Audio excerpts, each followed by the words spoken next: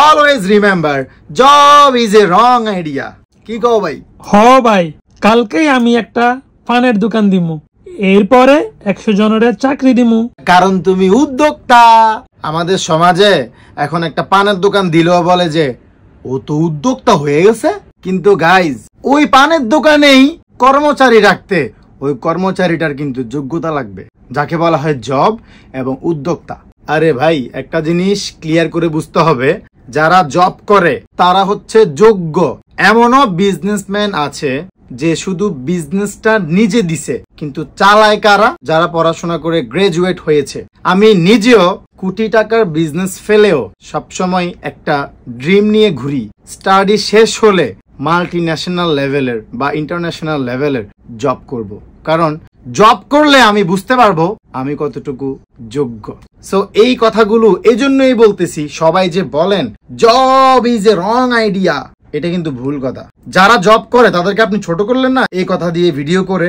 যারা জব করে তারা কিন্তু সিভি দিয়ে পড়াশোনা করে যোগ্যতা প্রমাণ করে তারপর যে একটা জব করে বা আপনার বিজনেসটাকে ও হ্যান্ডেল করে। তো যারা জব করে আমি মনে করি, আমার পক্ষ থেকে আমি মনে করি তাদেরকে অনেক বেশি রেসপেক্ট করা প্রয়োজন। আমি জবারদের পক্ষে।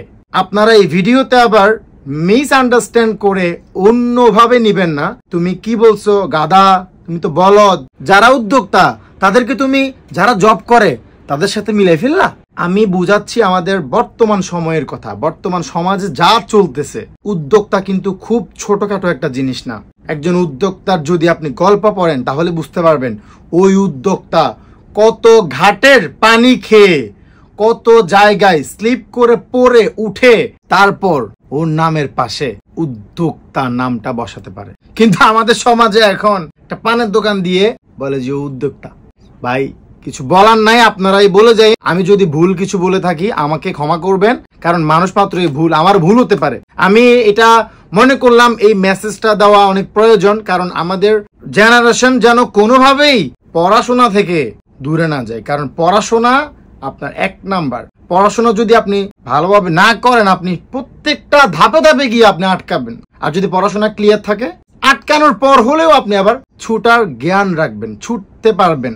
পড়াশোনাকে যদি আপনি বাদ দিয়ে আপনি শুধু উদ্যোক্তা হওয়ার চিন্তা করেন, তাহলে কিন্তু আপনি পারবেন না বেশি দিন সামনে আগাতে, বা যেখানে যাবেন উদ্যোক্তা হবেন ওই ভারসাম্যটা ধরে রাখতে পারবেন না। কারণ আপনি তো অহংকারী হয়ে যাবেন, আপনি অনেক কিছু হয়ে গেছেন, আপনি ওই জায়গায় থাকতে পারবেন না বেশি দিন। সো শেষমেশ একটা কথাই বলবো, আমার কথা যদি খারাপ লাগে ক্ষমা করবেন। আমি জাস্ট এটা আমার ছোট, মানে আমি কি বলবো আসলে, মানে যারা আমাকে একটু হলেও ভালোবাসে তাদেরকে আমি সম্মান করে বা উপদেশ বলেন এই ভিডিওটা করলাম র্যান্ডমলি। ভালো থাকবেন।